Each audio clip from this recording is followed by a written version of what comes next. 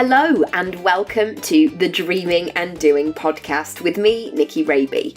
I'm an actor, coach, writer, speaker, podcaster and a mum. And in my coaching work, I work with creatives, personal brands, freelancers and small businesses. In my podcast, I talk about success, but not in a traditional sense. I have conversations with those who have built a business from something they love or who have made a pivot in their career. Also those who have built a brand or a job that maybe didn't exist when they were at school, and they found a way to monetize their skills, talents and expertise. I've spoken to loads of incredible people, coaches, designers, journalists, app creators, magazine editors, bloggers, content creators, authors, and all-round movers and shakers. I ask the questions that you want to know the answer to. So how they started, about money, saying no, saying yes, pitching, presenting, putting yourself out there even though it terrifies you, standing out in a busy online world, growing, scaling and making your work for you and your circumstances. The show notes are always at nickyraby.com/podcast and the conversation continues across social media, often on Instagram, my favourite platform, at Nicky Raby. Thanks so much for listening. It's great to have you with us. In today's episode, I'm talking to Alison Perry, who is a writer, a blogger, and a fellow podcaster. And if you haven't listened to her podcast, you absolutely should. There's some cracking interviews on there.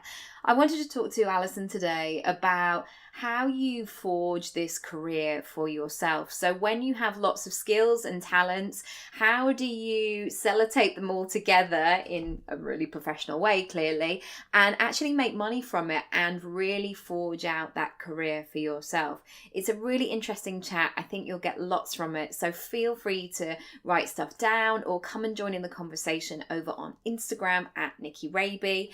Also, as well, if you're feeling inspired and you're feeling like you've got that idea cooking, but you're not quite sure what to do with it, come on over to my coaching page on my website. There's loads of information and there may be a way that I can help you one-to-one or one of my online courses. The show notes, as always, nickyraby.com/podcast. Here's the episode. Enjoy. Hi, Alison. Welcome to the podcast. Hi, Nikki. Thank you for having me. Oh, it's an absolute pleasure. I'm sure people have heard your podcast, but can you just start by telling us what you do and how you sort of describe your job description, if there is such a thing? It's really hard to describe what I do. So I am a writer, a blogger, a podcaster. I kind of just do a little bit of lots of different things, which I guess is the way that so many of us are going these days. So I split my time between working on my blog and working on my podcast and kind of make a bit of money via brands who want to reach my audience, basically, in a nutshell. Lovely. And what was because I guess the things that you're describing now sort of weren't invented when you were at school. Well, apart from the sort of writing, they weren't sort of traditional jobs. What did you want to be when you grew up? So when I was at school, my dream was to be the editor of Smash Hits magazine. I don't know if you remember Smash Hits. I really do. Yeah, absolutely. To the point where when I was about 16, I wrote a letter to the then editor of Smash Hits and just was like, oh, by the way, just to let you know, I'm going to have your job one day. So can you invite me in to do some work experience, please? And he was very nice about it. So that was my dream. And when I went to uni and did media studies and ended up, my first job was at Top of the Pops on their website. And I used to kind of skulk around in the corridors backstage of the TV show being recorded. And as a 21-year-old, part of my job was to kind of grab people like Bono from U2 or Chris Martin from Coldplay and ask them quickfire questions. So it was kind of terrifying, but amazing as a 21-year-old for this to be my actual job. And bizarre, like, I'm just thinking probably selfies wasn't even a thing at that stage, or being able to take a quick snap. So, like, you hope that people definitely believe you. Like, no, this actually did happen, even though it's not recorded. I was with Bono for 5 minutes. Yeah, no, I mean, the smartphones didn't exist. And also, I think it just, it wouldn't have looked professional if I'd been like whipping out a camera. I mean, digital cameras didn't really even exist back then. We're talking about kind of 2000 and 2001. We're really talking about quite a long time ago. I'm showing my age. Well, that's good. I think they were all sort of the tail end of all my student days, and so there's very few little photographic evidence of that time, which is probably a good thing. It's a really good thing, and it's also really good. Obviously, social media wasn't a thing back then as well, because I am fairly sure I would have just messed up big style if social media had existed in those days. Totally. And the fact being, slightly chubby and having ginger hair at school, let alone kind of being online, it was hard enough navigating those days in real life, let alone the trolls at home. But oh god, anyway, so cruel. Those were the days. So how did it then kind of start moving into this next phase and sort of navigating much more of this digital world and the powers of social media? I guess so. I kind of started working for various teen and women's magazines, and as things like MySpace and Bebo were appearing, working on magazines that were very much being read by young people, we were interested in what was going on, in that kind of online digital world, because our readers were obsessed with all that kind of stuff. And so I just took a real natural interest in it. And when I worked on More magazine, I set up a Facebook page, which was a brand new thing that Facebook had just introduced, and made it kind of a bit of a pet project of mine. And basically ended up at one point, we had more Facebook fans, as they were called, when pages first launched, yes. and then any other women's magazine in the UK. We had more than Elle magazine, we had more than Vogue magazine.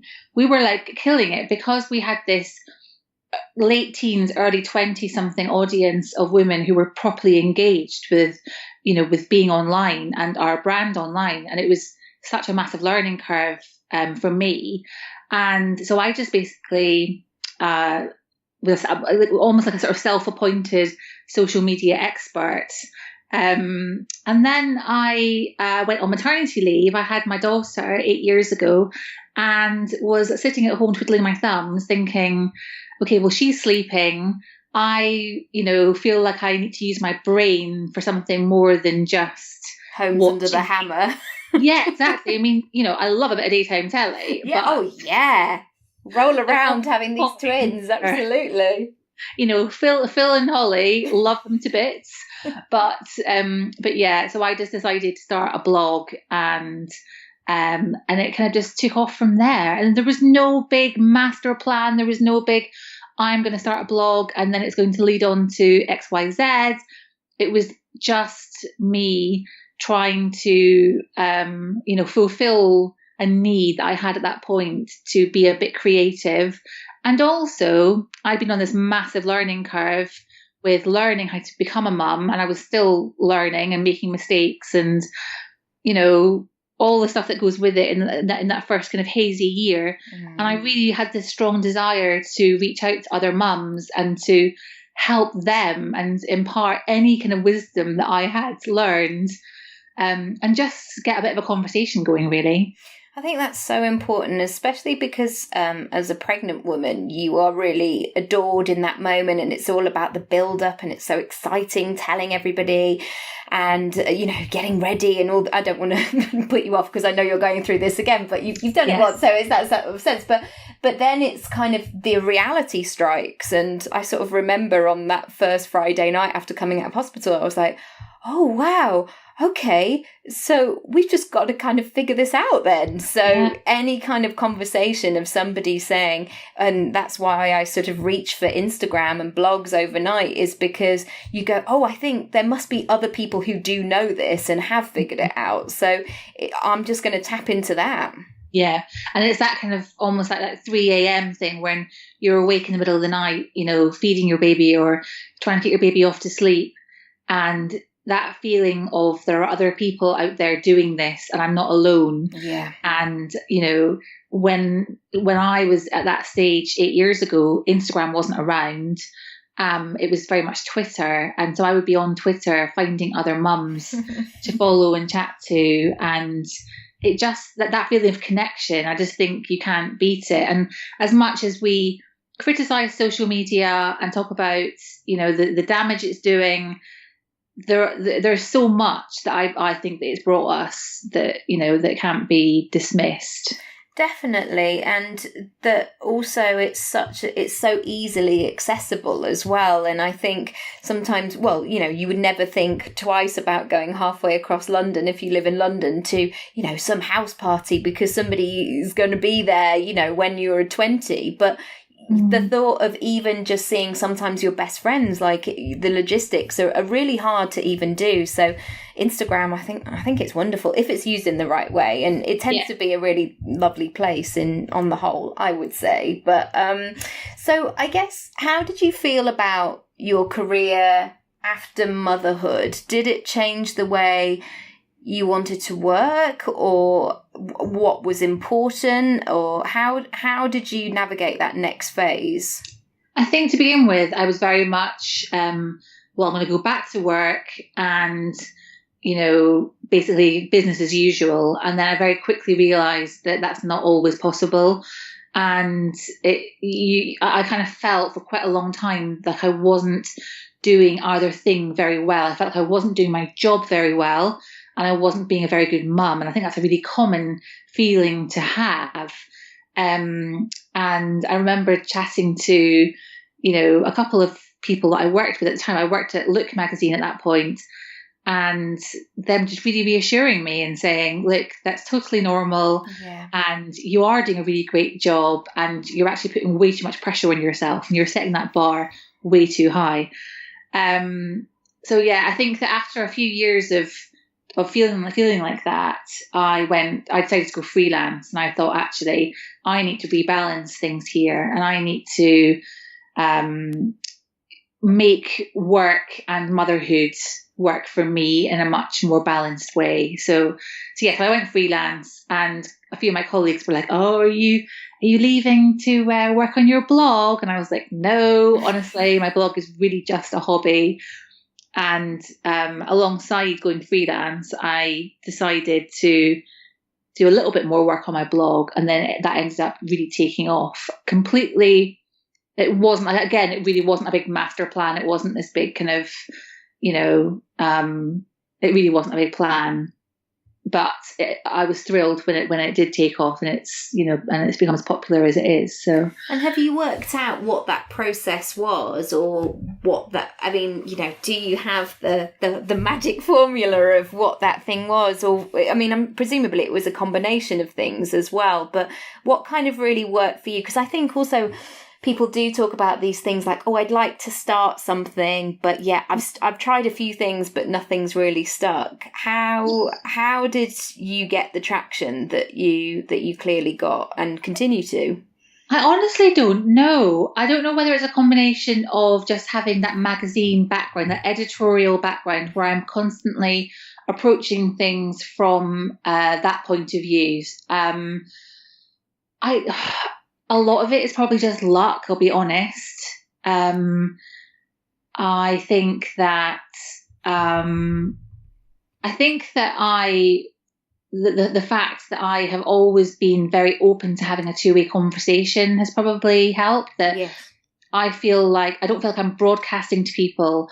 I'm not interested in elevating myself to like a level of fame where, people are, adoring me and are my fans. Like that is not in that. I have no interest in that whatsoever. What I am interested in is sharing my experiences, getting feedback from other people who might have been through something similar, causing a reaction in some way. So even if I write a provocative opinion piece and people are disagreeing with me, then that's great. Like, bring it on. Like, I will have a debate with you, and we will do it in a way that is, grown up and fair and friendly, and then we'll move on with our day. So I think that's, possibly, something to do with it. But I don't know. I don't think there is some sort of magic formula. And I think sometimes if you dissect it too much, it's like, oh no, I've lost it. It's like those weird things that you do at school fetes, where you have the metal hoop and you have to kind of move it over the things. It's like, you just have to keep going with the flow. Otherwise the thing's going to beep and everything's going to explode. And don't overthink it. Don't overthink it. Yeah. How did you start by going about getting freelance work? Because I know lots of my clients or people I talk to, they do want to make that transition, but perhaps they're not in that sort of entrepreneurial place or headspace just yet, but they might want to go freelance. Do you have any advice of how you start to do that and build that reputation or build those contacts? I think it's a really hard thing to do. There's no point in kind of sugarcoating it. And I think that I underestimated how hard it would be. For me, when I went freelance, it was I was going to be writing for other magazines, and I really definitely underestimated how many contacts you need and how much time you need to devote to pitching ideas and meeting people and really making contacts and forging really strong relationships.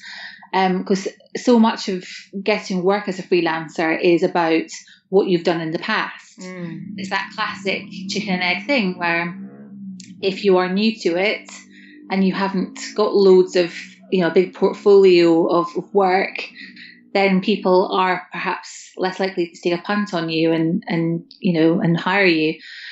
So it's hard. I would say one of my kind of top tips would be to meet people, in person as much as you can. Yes. Go out for coffee with people, to go to, events and get chatting to people and do that kind of, really pull yourself out of your comfort zone and be brave and approach people and get chatting, because I really feel like those are the times when I've met people and then followed it up. It's very often led to work and opportunities.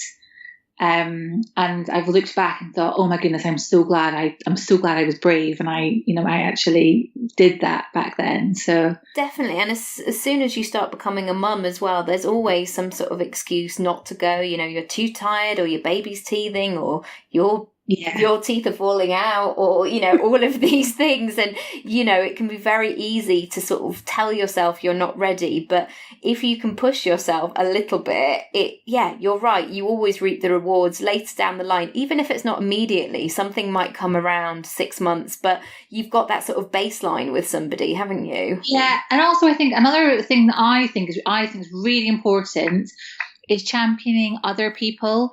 So yes. I'm a big believer in putting other people in contact with other people. So, if you're having coffee with someone and they're telling you how they really want to do X, Y, Z, or meet that person, or they're really interested in that kind of area or that line of work, saying, oh, I know someone who you should speak to, I'm going to connect you, and being that kind of, that helping other people, not in a kind of selfish, then they'll help me way, but I just think that it just cultivates that kind of feeling of everyone's helping everyone and supporting each other. Oh, I totally agree. And I think that sometimes we can feel like there's a finite number of opportunities, whereas actually the opportunity that you're going for right then might not be right for you. I've sort of learned that in the acting industry, is that my only responsibility as an actor in the casting room is to do a good job and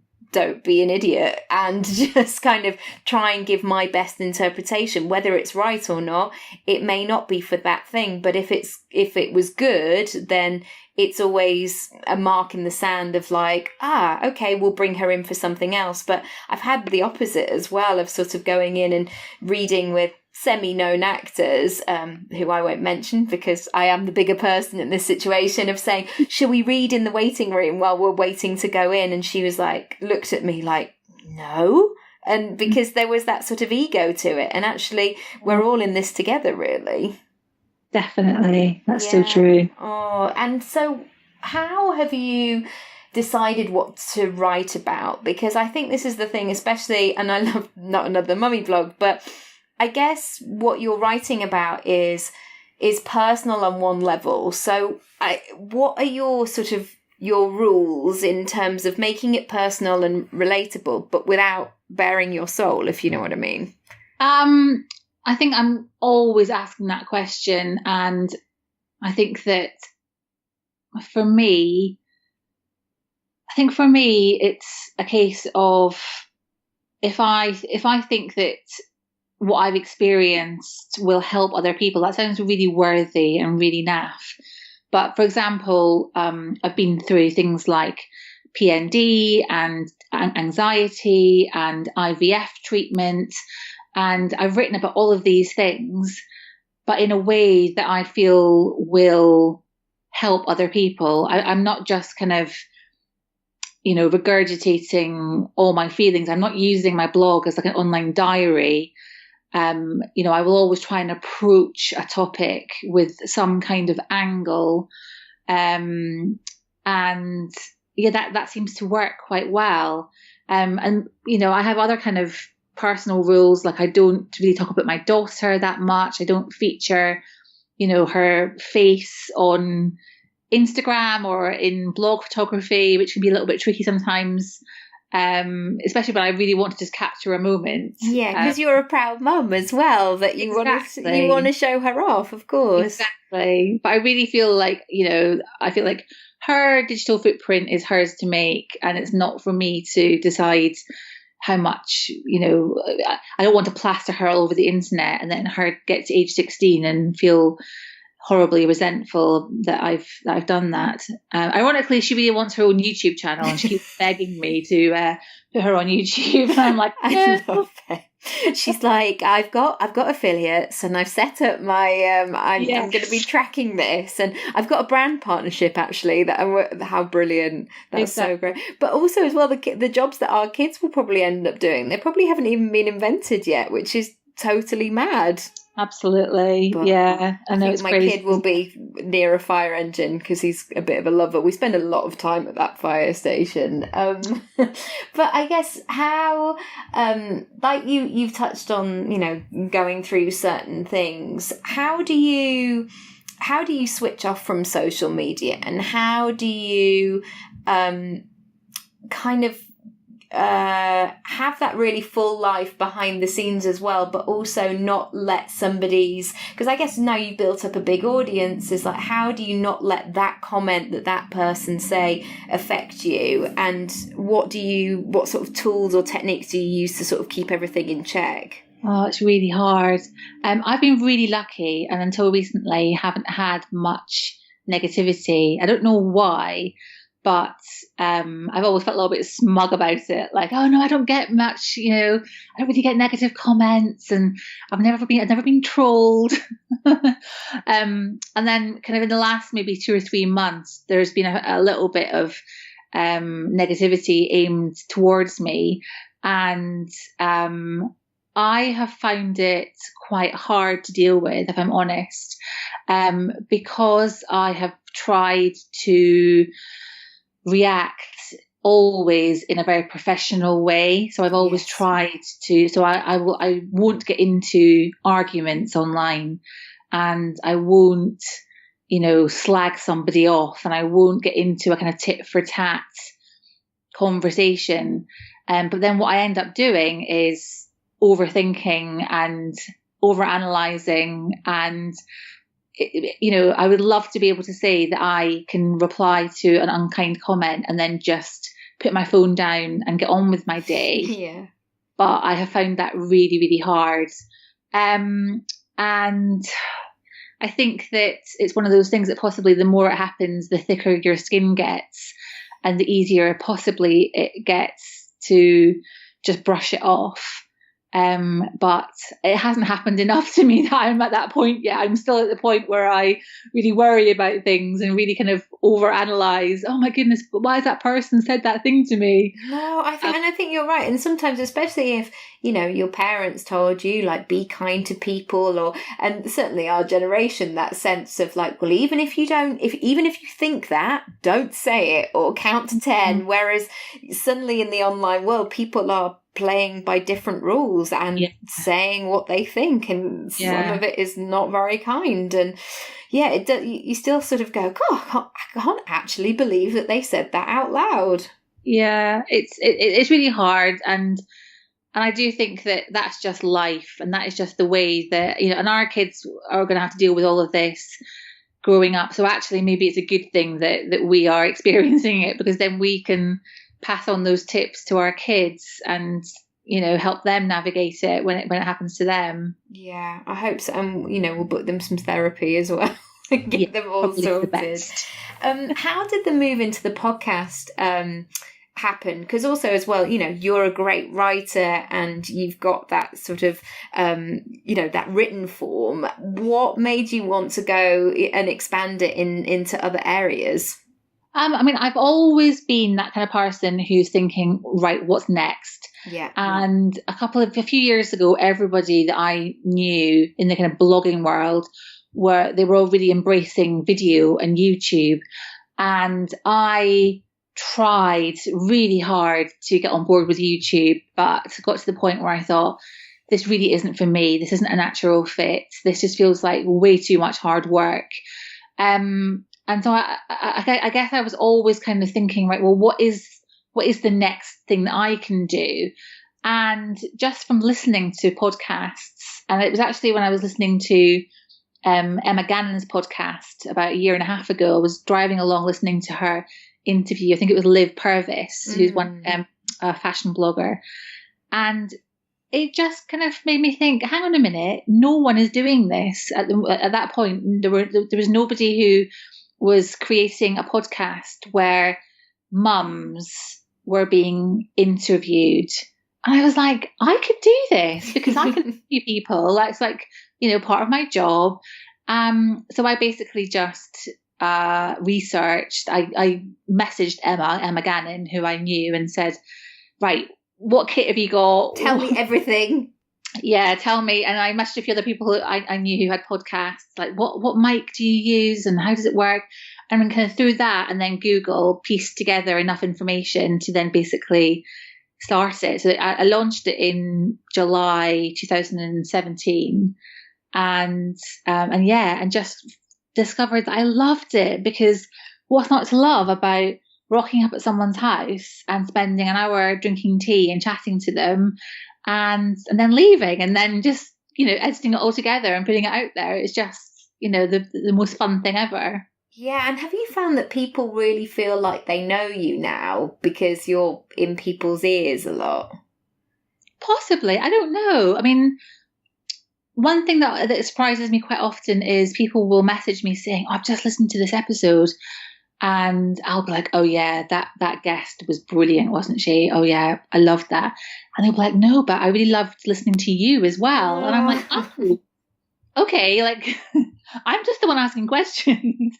But you're doing it brilliantly as well. This is the thing. And I think sometimes it can be, you know, we're not media trained, none of us who are in this kind of space. And we are sort of, I guess, making it up as we go along as well. So when people ask questions of you, you have to feel comfortable and you never want to feel like you're being told off. So you've got to keep the conversation free flowing as well. And it's definitely a skill. And it's great. Did you know that you kind of what it was going to be, or did you sort of, has it changed as you've gone through?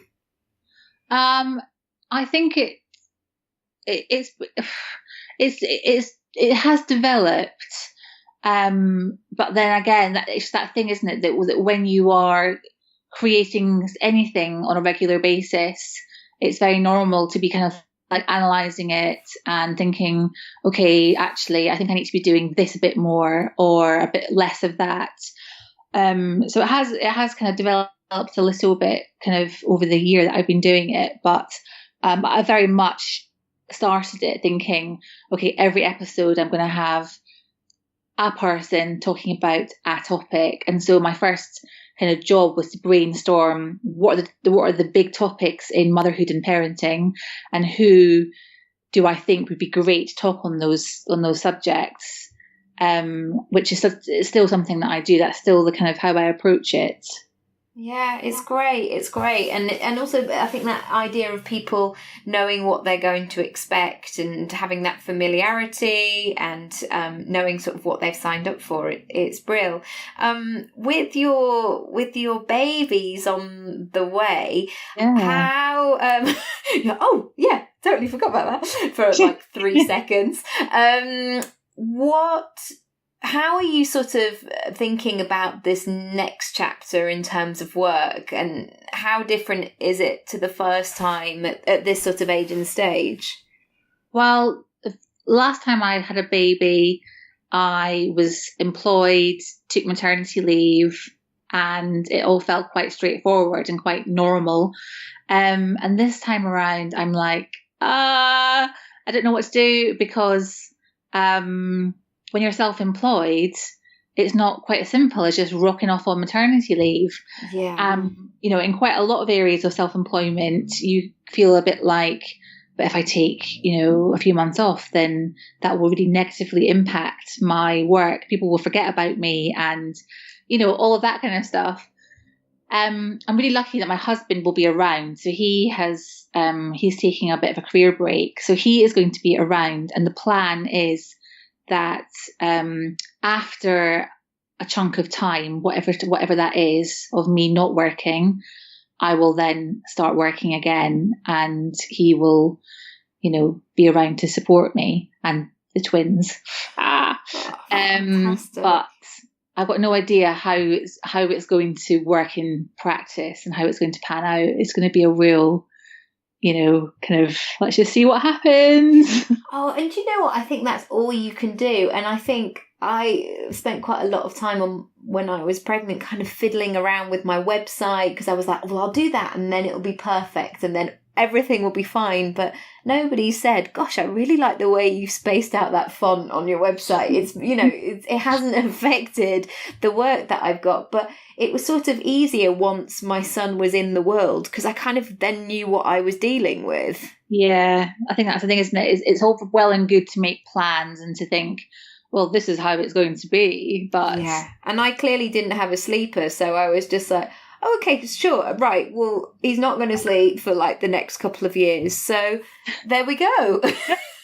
So we'll just drink a lot of caffeine and it will all be fine. Yeah, and it always is. The other thing that I've got to bear in mind as well is that the way that I generate income is by working with brands, and I'm very aware that when I have 2 small babies, there may well be quite a few brands who are interested in working with me. Yes. So for me, it's going to be about balancing off, okay, actually, how much time do I need to just, pull up that drawbridge and not be answering emails and not be creating content for brands, versus, oh, actually, that deal that's coming is too good to turn down. I'm going to have to do something about that, so it's just. And then those things come into the mix of going, they're going to send a car for you and they're going to put on a nice lunch, and you're like, yeah, great, I'm doing it.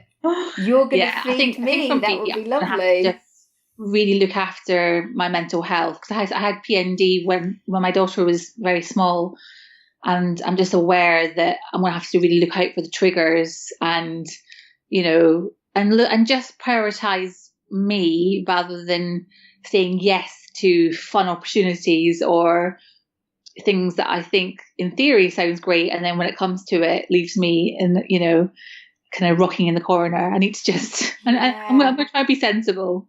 No, you're absolutely right. And I feel like if I had another one, I would, like last time, I guess, when during the pregnancy, like I almost put all the budget and all the sort of, I don't know, all the energy and stuff into the baby, which of course is lovely and all the rest of it. But what I actually needed was to spend a bit of money getting a great old moisturising cream to make me feel human again, and really take care of those sort of basics of myself. And I feel like I went the other way, trying to be this sort of perfect mum of going, well, we've got to have this bunting in the nursery. And it's like, he's not interested. I mean, he's never talked about that bunting now, for goodness sake. So I feel like, again, there's this pressure of I've got to create what Instagram is showing me, but also the reality of day to day. It's like, no, take that 20 quid and take yourself out for lunch, or, book something that will make you feel good as well. I mean, this is the double-edged sword of Instagram, isn't it? Is that you see kind of, new mums on there living their best life, having these amazing heartfelt moments with their bunting, and so much of it isn't the full. It's not the full story. It's not the full picture. And I guess one thing I'm kind of keen to do when I'm in that space again is to bring a bit of honesty to it, and to reflect the reality of what it's like to have two newborn twins. Yeah, and I probably have a selection of about 4,000 pictures of me in a red toweling dressing gown of just like sitting in a chair and just not doing much and not going far. And I mean, it's exciting times.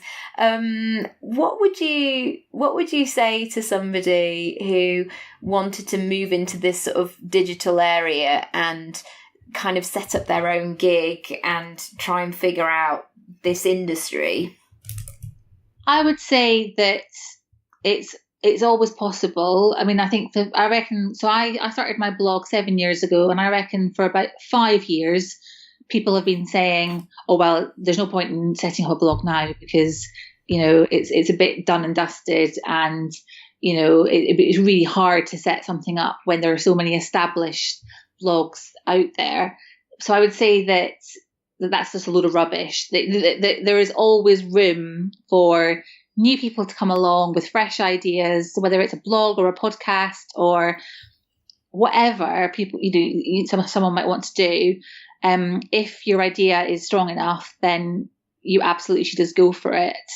And I would say just really kind of try and approach it from what content do you enjoy producing? So rather than looking around and seeing what everyone else is doing and trying to do a version of that, just really think about what you love creating and base whatever you do on that instead. Yeah. Oh, that's so key. And actually being you is far easier than trying to go, I'm being the real authentic me, but also I'm going to wear that because somebody told me that I should. I mean, Breton tops and me just don't get on. I wish they did because I really love them. But I even bought one when I had a headshot branding shoot, and it just didn't do anything for me. Yeah, it's funny, isn't it? And I think that the whole authenticity thing, I think, it's a really interesting, it's just a really interesting topic, because I think that people can get so caught up in, being a version of what they feel they should be. And if Breton tops aren't for you, then step away from the Breton top. Move away from the horizontal stripe. I was thinking, actually, I was saying it to a client earlier. I remember in the early days of reality TV, people used to really proclaim, no, but I'm being the real me. And I sort of forgot that was such a thing, that, people would sort of aim to play the game where they weren't being their authentic self. Yeah. I know, yeah, you're so right. I'm so glad that I didn't go on a reality TV show. Oh, me too. Just, that would have been an utter nightmare. I was offered a job once on Big Brother to work behind the scenes. And I've always wondered what would have happened if I'd taken that job, because would I now be some kind of reality TV producer where I was working on like Love Island or something, and it would just, it's that kind of sliding doors moment where you think, what would have happened in my career if I'd said yes to that? Definitely. And imagine the prep for Love Island. Like, you'd get the schedule, like, well, we're filming in July, and you're like, right, okay, the fake tan has to begin in February. Well, it would for me, being all pale and freckly. Yeah. I'd be like, guys, Roofing has like... to start on January the 1st. Yeah, exactly. Can you just work it into the budget? I'm going to need 48 fake tans. That would be great. And I've got one final question, which is, where would you like to be in 5 years' time? 5 years' time, I hope that I have come out of that kind of newborn toddler. I hope that I'm kind of feeling back on track with my life, which sounds terrible, but I really do view that kind of new mum stage as being a sort of time in your life when you're just tired and probably not going to be making huge waves in the work world. And so I feel like I'll have hopefully come out of that again, and I will be back on it doing something big and exciting work-wise. But I guess what I mean by that is I'm going to allow myself a bit of time over the next wee while just to take my foot off the pedal a bit and not worry too much about doing exciting work things and achieving big things. You know, it's not the most important thing that's going to be happening in the next kind of couple of years. Well, you're going to be raising 3 small people as well, and I think that's, you know, I was saying this to Nicola Washington on another podcast, that she was saying raising kids sometimes, or being at home, is not celebrated or rewarded in the workplace or how people talk about it, but actually it's an amazing job, and it's the hardest job. I mean, going out to work, I feel like is far easier. Yeah, so true. It's really not celebrated or rewarded or recognised, and it is one of the most important things that we can do. It's ironic. Yeah, well, all the best with it. How exciting. I look forward to those moments of seeing not long to go, but plenty of time to get everything sorted as well. Loads of time. Yeah, loads of time. Hours and hours. If people want to come out and find out more or listen to the podcast, where should they go? So they can come to notanothermummyblog.com. And on Instagram and Twitter, I am Alison Perry, so you can find me there. Lovely, brilliant. I've loved chatting, and I feel like I want to go and make some twins. Probably not tonight. No, in a while. But thoroughly recommend it. Exactly. I did a podcast with Alison Perry. Now I'm pregnant. How did that happen? But yeah, that would be brilliant. Thank you so much. I loved it. Take care. Bye. Thank you so much for listening. I hope you enjoyed it, and I would love to hear what you thought of the episode and share any takeaways with me. Come and find me across social media at Nicky Raby, or you can visit the podcast page, nickyraby.com/podcast.